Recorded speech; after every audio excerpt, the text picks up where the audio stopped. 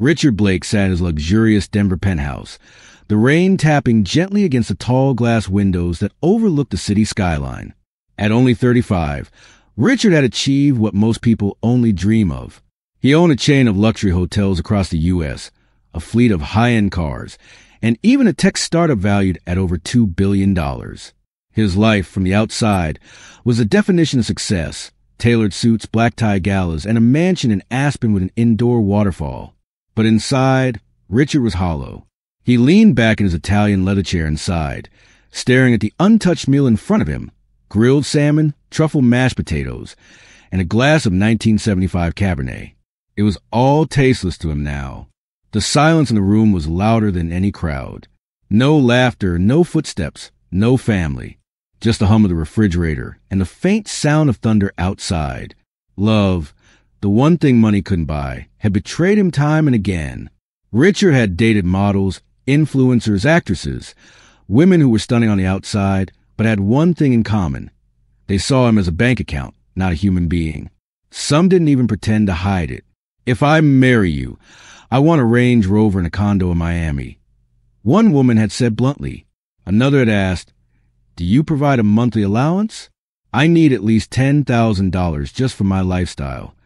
They didn't care about his passions, his pain, or the nights he couldn't sleep. They cared about designer handbags and Instagram likes. One cold evening, while swirling the wine in his glass, Richard turned to his best friend and personal assistant, Ben Carter, a former Army vet and one of the few people he trusted. "I'm done, Ben," Richard muttered. Ben looked up from his tablet. "Done with what?" "With the lies. The fake love. I want to disappear for a while. I want to find someone who sees me, not my net worth." Ben chuckled. "Unless you wear a mask or go live in a cave, good luck with that." Richard narrowed his eyes. "No, I'm serious. I'm going to vanish. No money. No Bentley. Just a backpack, some old clothes, and the streets." Ben's smile faded. "You're joking, right?" "I'm dead serious. I want to feel the world without the weight of my name. Just Richard, a regular man." Ben leaned back. "Rich, you're a billionaire. You can't just vanish. What if something happens?" "I need this," Richard said. "I need to know if someone can love a man who is nothing. That's the only way I'll ever believe it's real." That night, Richard packed a small army duffel bag with a sleeping bag, worn-out jeans, a few T-shirts, and a windbreaker. He left behind his Rolex, his credit cards, and even his smartphone. He took a prepaid flip phone for emergencies. That's all. He smeared a bit of dirt on his face, mussed up his usually slick hair, and slipped on a pair of scuffed boots he had once worn for a charity hike. Standing in the mirror, he didn't look like Richard Blake, the billionaire entrepreneur. He looked like any other drifty you'd pass on a subway platform. "Be careful," Ben said, handing him a $50 bill. "And call me once in a while. If anything feels off, you come back. No questions." Richard nodded, slung his bag over his shoulder, and walked out of the penthouse without looking back. He arrived in the small rural town of Millstone, Missouri, population just under 3,000, a quiet place where most people worked in farms, factories, or diners. It was the kind of town where nobody wore designer suits, and everyone knew everyone else's birthday. Richard found shelter under an old bridge on the edge of town. The concrete was cold, and the nights were even colder. On his first night, he shared space with an old man named Clyde, who offered him half a bag of stale chips. Over the next few days, Richard wandered the streets, unshaven, hungry, invisible. Some people gave him a glance. Others ignored him. One woman crossed the street when she saw him approaching. On the fourth day, his stomach burned from hunger. He hadn't eaten anything solid in nearly 30 hours. He sat down beside a local gas station, holding a paper cup, hoping someone might drop in a few coins. People came and went. A man in a suit pretended not to see him. A teenager threw a half-eaten sandwich at his feet, laughing. The humiliation stung. Just as he was about to give up and walk away, a gentle voice called out from behind him, "Hey, sir, are you hungry?" He turned around. There she stood, a young woman in a faded flannel shirt, worn jeans, and muddy boots. Her hair was tied back with a red bandana, and her eyes were tired but kind. In her hands, she held a steaming paper bag and a bottle of water. "I just got off my shift at the diner. This is all I got," she said with a soft smile. "It's not much, just a turkey sandwich and some fries. But you can have it." Richard stared at her, speechless. "Go on, take it," she said. "You look like you need it more than I do." He took the bag slowly, his hands trembling. "Thank you," he whispered. She laughed lightly. "Don't thank me yet. The fries might be cold." He smiled for the first time in days. "What's your name?" he asked. "Emily," she replied. "Emily Parker."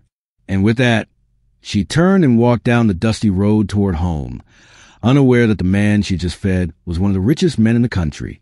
To her, he was just a hungry stranger. To him, she was hope. Richard woke up the next morning with a stiff neck and a hollow ache in his stomach. The cold had seeped into his bones during the night under the bridge. His worn boots were caked with mud, and his clothes hung loosely from his thinning frame. The rough texture of the concrete beneath him still felt imprinted in his back.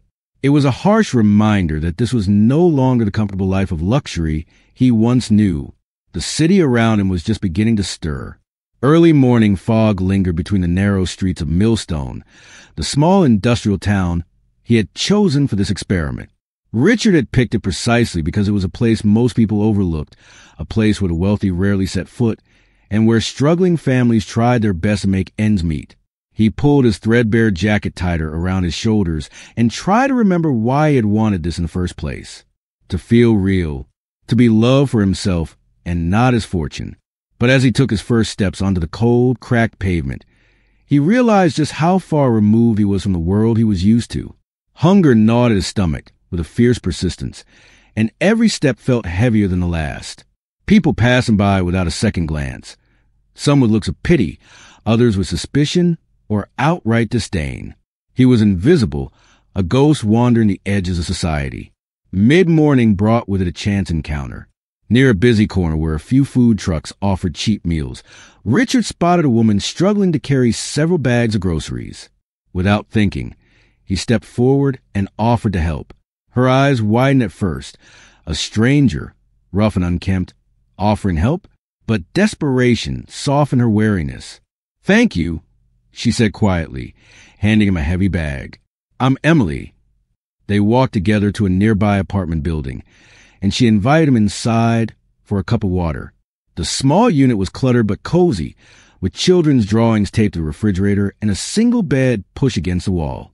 Emily shared that she was a waitress at the Millstone Diner, working double shifts to support her two younger siblings after their parents had passed away unexpectedly.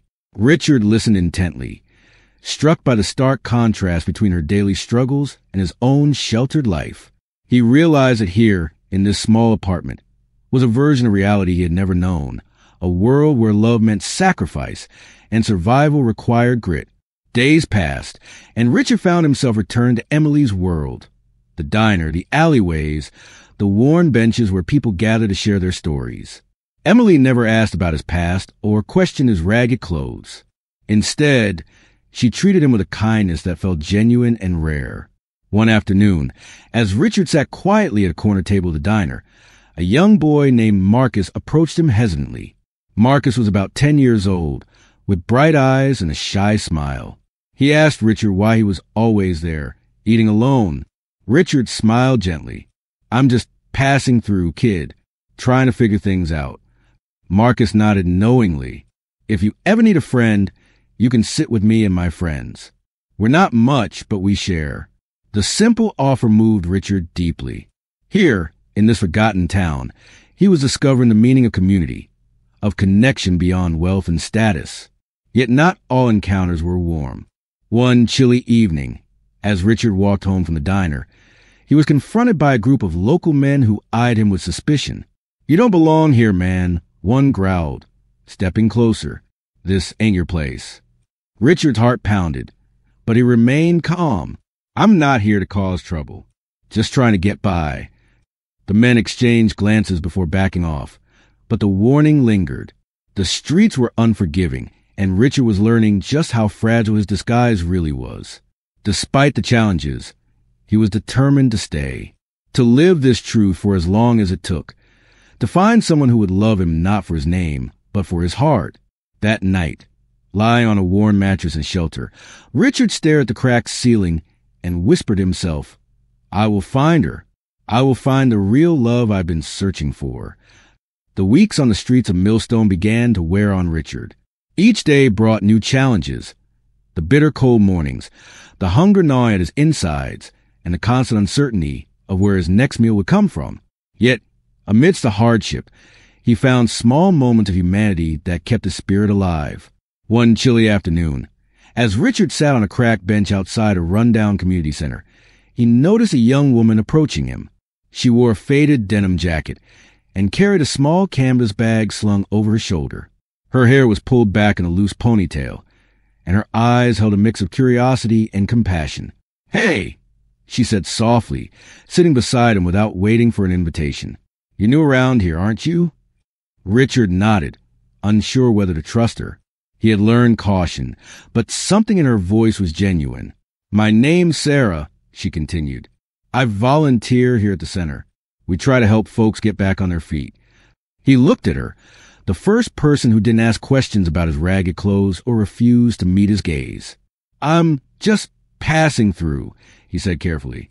Sarah smiled. Well, wherever you're headed, you're welcome here. That day marked a turning point for Richard. The community center became a refuge, a place where he could shower, find a warm meal, and speak with others who understood struggle firsthand.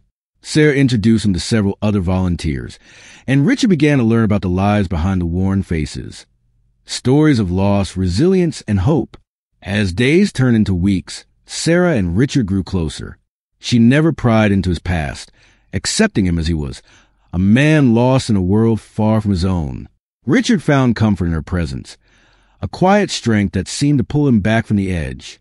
One evening, after a long day of helping distribute food to homeless families, Richard confided in Sarah. I'm not who I seem, he admitted, voice low. I've been living a lie. Sarah looked at him thoughtfully.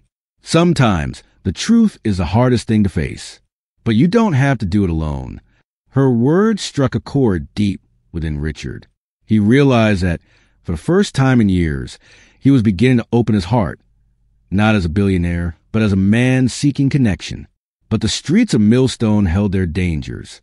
Rumors spread quickly, and not everyone welcomed the newcomer. One afternoon, Richard overheard whispers accusing him of being a con artist. The trust he had built felt fragile, threatened by suspicion and fear. Yet, even in the face of doubt, Sarah stood by him. People judge what they don't understand, she told him firmly. You have to keep being yourself.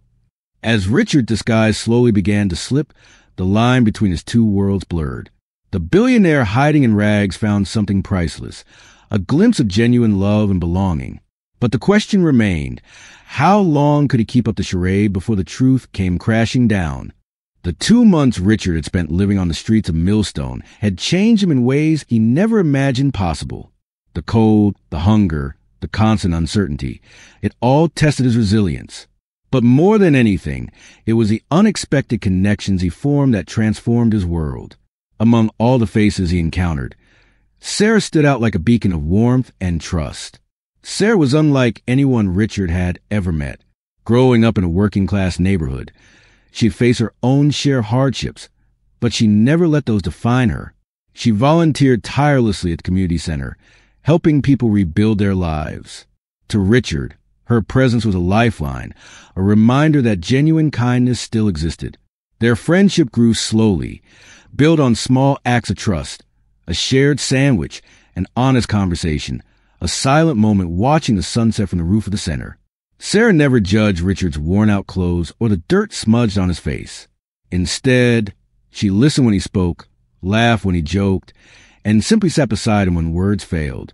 Yet, every evening, when the city lights flickered on and the streets emptied, Richard felt the weight of his secret growing heavier. He was a man living a lie, hiding behind tattered clothes and a false story. The truth of his identity, Richard Blake, the billionaire heir to a vast fortune, felt like a wall between him and Sarah. One chilly autumn night, as they walked back from the center, the air thick with the smell of rain and fallen leaves, Sarah broke the silence. Richard, she said softly, you know you can tell me anything, right? I'm not just your friend here. He stopped walking, looking into her eyes, filled with gentle curiosity and concern. His heart pounded as he searched for the right words. I haven't been honest with you, he began, voice barely above a whisper. I'm not really who you think I am. My real life is very different from this. Sarah waited, silently urging him to continue. Richard took a deep breath and told her everything. His life of luxury and loneliness, the emptiness behind the palace walls, and the desperate need to find someone who could love him for who he was, not for his money. He told her about the elaborate plan to vanish from the world of privilege, to live among people he'd never understood before. When he finished, there was a long pause. Sarah looked at him with wide eyes, then a soft smile touched her lips. That's brave, she said finally. Most people would never dare to do something like that. You did it because you want to find the truth about yourself, about love. For a moment, Richard felt an overwhelming relief. Here was someone who accepted him, flaws and all.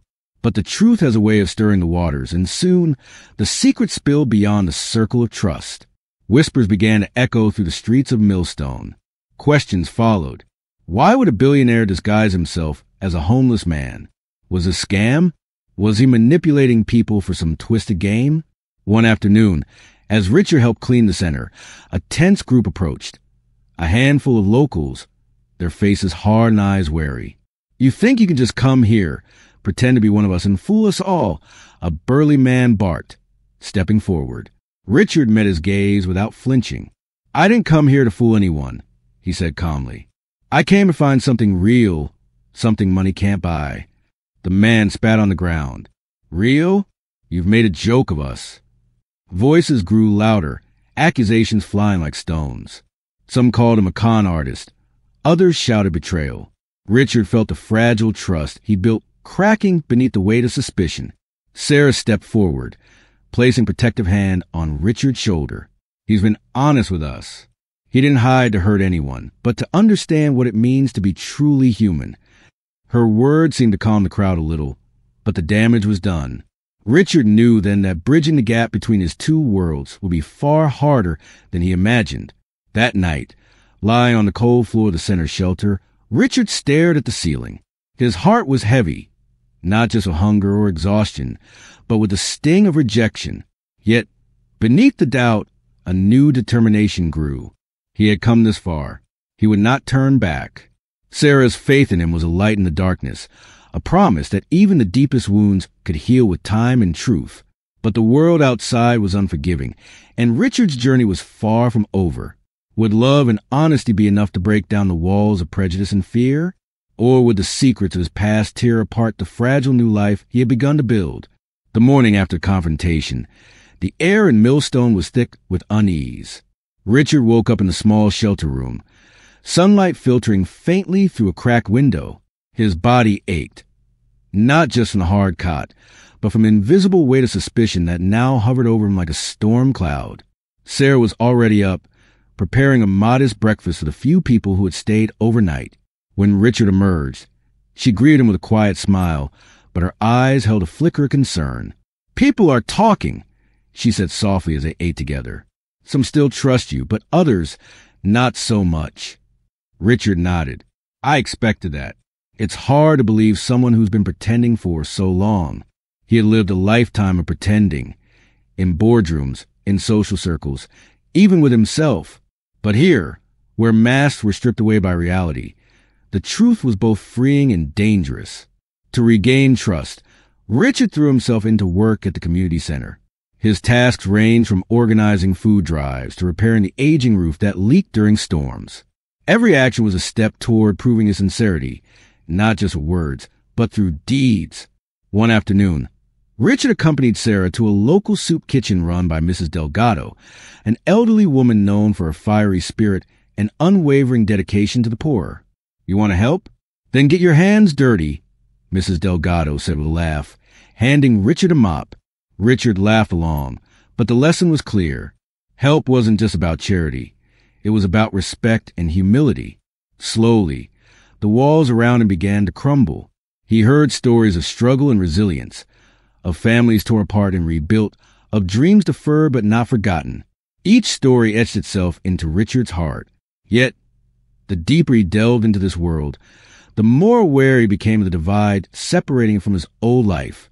The glittering parties, the power, the endless money, they felt like a distant galaxy compared to this gritty, beautiful neighborhood.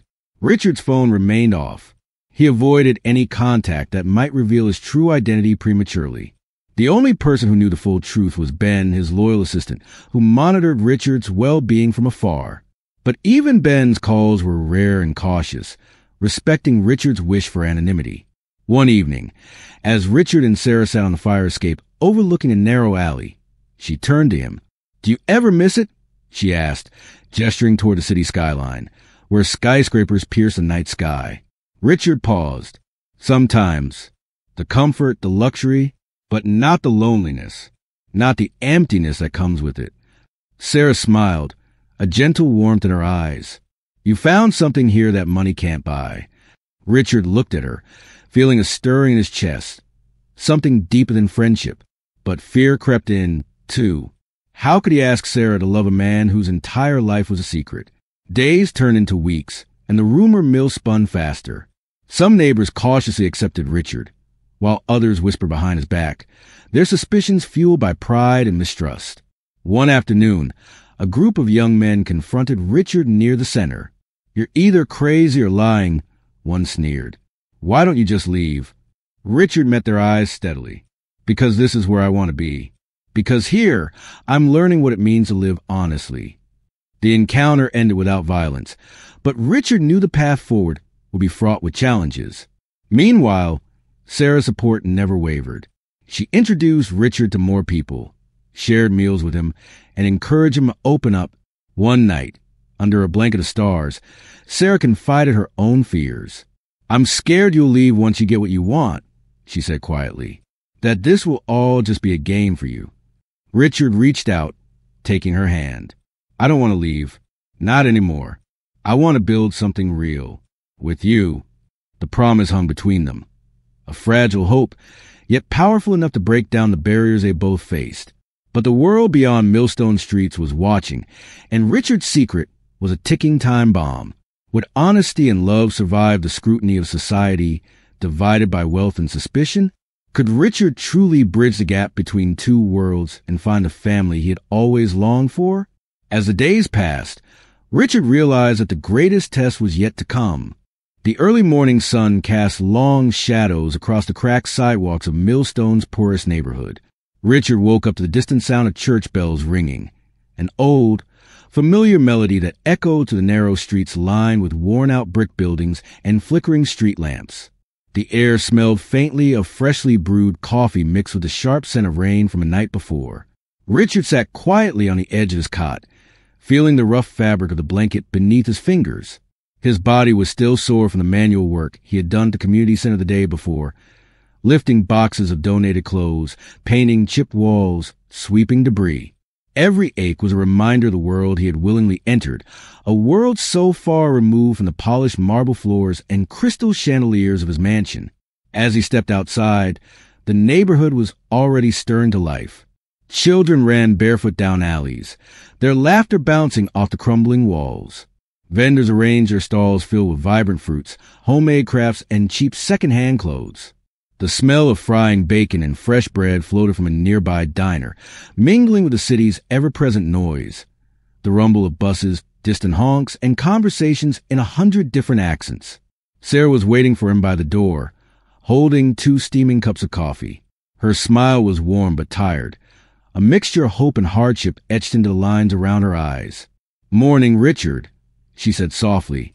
"You look like you could use this." Richard took the cup gratefully, feeling the warmth seep into his cold hands. "Thank you, Sarah. I'm not sure if I'm getting stronger or just getting used to the pain."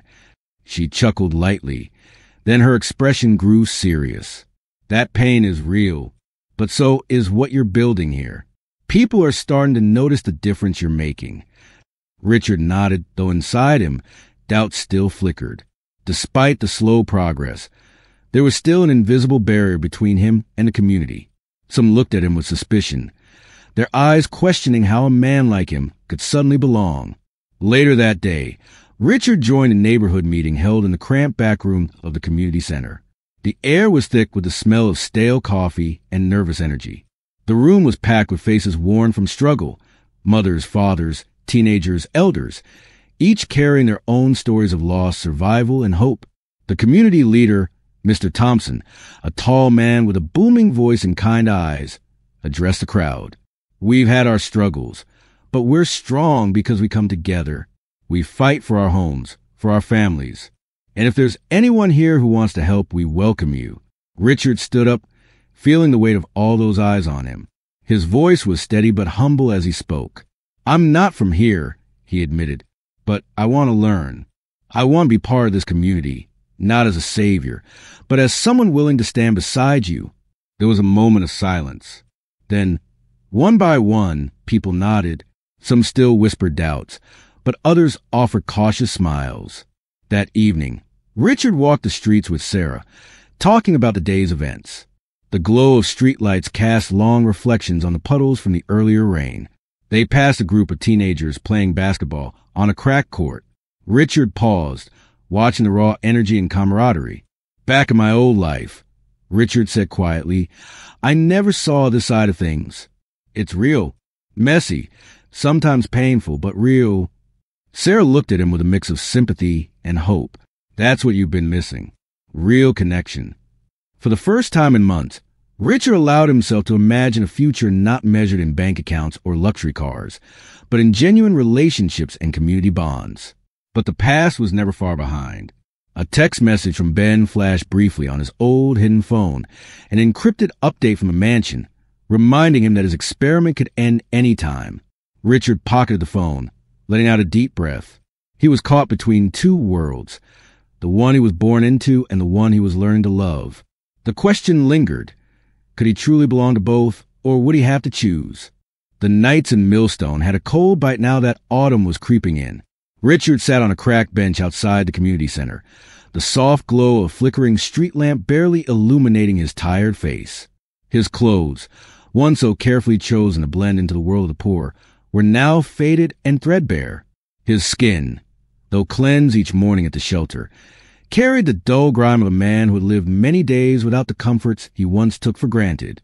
As he sipped the lukewarm coffee Sarah had given him, Richard reflected on the past few weeks. Each day had been a revelation, a complex mosaic of struggle, hope, despair, and humanity.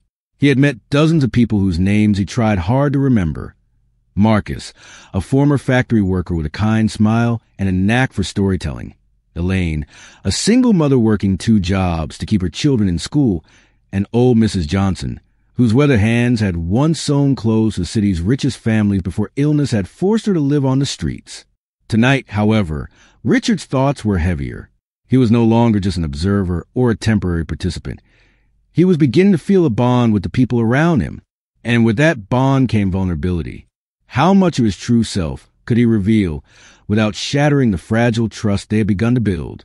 Suddenly, footsteps approached, and Richard looked up to see a young woman carrying a bundle wrapped in a faded blanket. She paused by the bench, her eyes weary but resolute. "Hey, Marcus said you might be here," she said softly. "I'm Lily." Richard smiled, gesturing to the empty space beside him. "Nice to meet you, Lily." Lily sat down carefully and unwrapped the blanket to reveal a small, shivering puppy. "Found him by the dumpster this morning. Thought maybe he could use a friend." She looked at Richard with a hopeful glance. "Looks like you could too." For a moment, the cold seemed less biting. They sat together in silence, the warmth of human connection filling the space between them. The following day brought new challenges. Richard volunteered at a local soup kitchen, serving steaming bowls of chili and bread to a line of weary faces. The gratitude in their eyes, the brief smiles between strangers sharing a meal. It was a stark contrast to the empty banquets he once hosted in his mansion, where conversations rarely touched the soul. Later, Richard helped repair a broken fence around a community garden. His hands, unused to such labor, ached, but with each nail driven home, he felt more grounded, more connected to the earth beneath his feet. Despite these moments of progress, Richard could not escape the loneliness that sometimes engulfed him. At night, When the city's noise faded and the shadows grew long, memories of his former life flooded back. His mother's laughter, the soft voice of his sister, the hollow echo of empty rooms in his vast home. One evening, as he returned from the center, Richard encountered a group of teenagers tagging graffiti on a brick wall. Their defiant energy was a mirror of the rebellion he felt inside. "Hey!" one of them called out. "Don't look like you belong here." Richard met their challenging gazes and replied honestly, "Maybe I don't, but I'm trying to." The tension softened, and one of the boys, a wiry kid named Jamal, nodded slowly. "You're not from around here, but you're trying. That counts for something." That simple acknowledgement ignited a spark of hope within Richard. Maybe, just maybe, he could build a bridge between two worlds, the one he left behind and the one he was beginning to call home. But the biggest test was yet to come. A sudden storm swept through the city that night, flooding the streets and forcing everyone to seek shelter. Richard found himself huddled under the same bridge where he had first slept, the rain soaking through his thin clothes. As he shivered in the dark, a hand reached out and clasped his. "You're not alone," whispered a voice. It was Sarah, drenched but steady, pulling him to his feet. "We've got you." In that moment, Richard realized that love, in its purest form, was not about wealth or status. It was about presence, compassion, and shared struggle. He was no longer just a billionaire playing at poverty. He was a part of something real, a family forged not by blood or money, but by the invisible threads of humanity. The first light of dawn filtered through the narrow gaps between the tall buildings of Millstone. The city was slowly waking, but for Richard Blake, the early morning hours had become a time of quiet reflection and fragile hope. Sitting on a cold concrete bench near the riverfront, he wrapped his threadbare jacket tighter around himself. The weight of the past week's hardships clung to him like a second skin, but beneath the exhaustion was a flicker of something new, a sense of purpose. Richard's journey had transformed from mere survival to something deeper. He was no longer just pretending to be one of the city's forgotten. He was beginning to understand their lives, their dreams, and their struggles.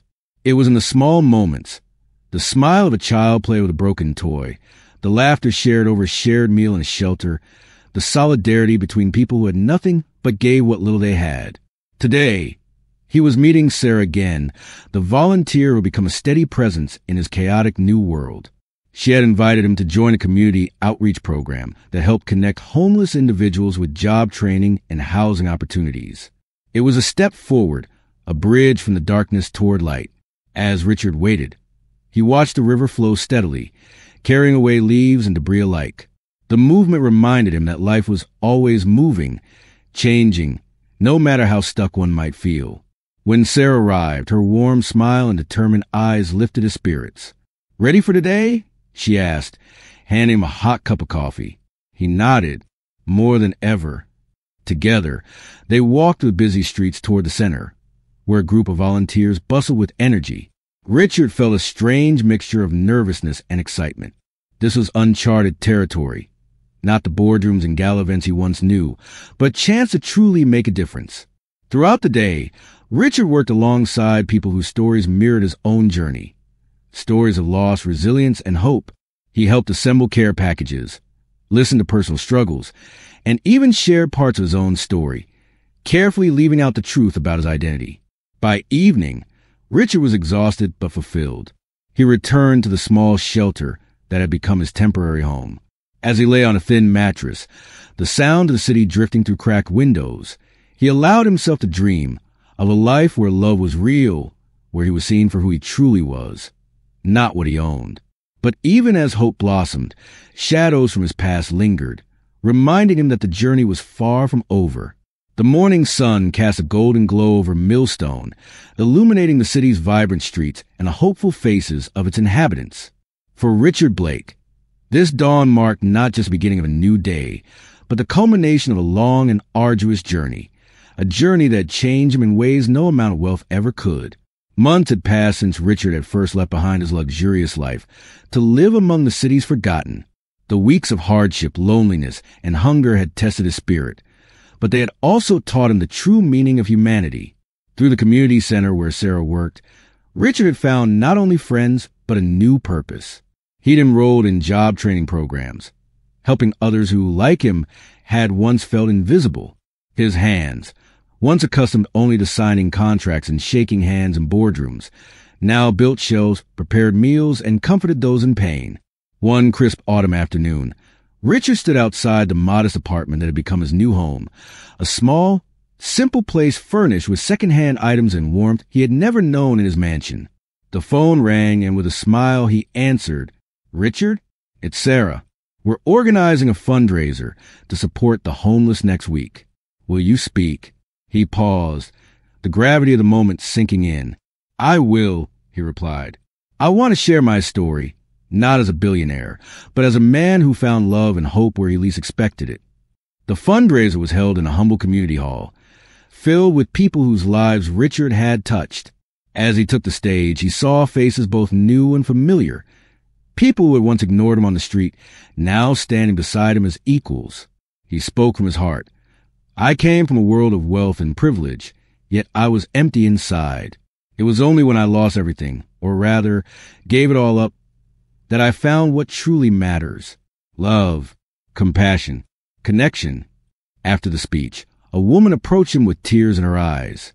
It was Emily, the young woman he had met months ago at the shelter, the one who had shared her blanket with him on a cold night, and whose kindness had rekindled his faith in humanity. "I'm proud of you, Richard," she said softly. "You're not the man who walked away from riches. You're the man who walked toward love." From that day on, Richard's life was no longer defined by his fortune, but by the relationships he nurtured and the community he helped build. He and Sarah grew closer, their bond forged through shared purpose and genuine care. Though the mansion still stood empty, Richard knew he had found a new home, one not built from marble and gold, but from the hearts of those he loved. And in that home, at last, he found peace.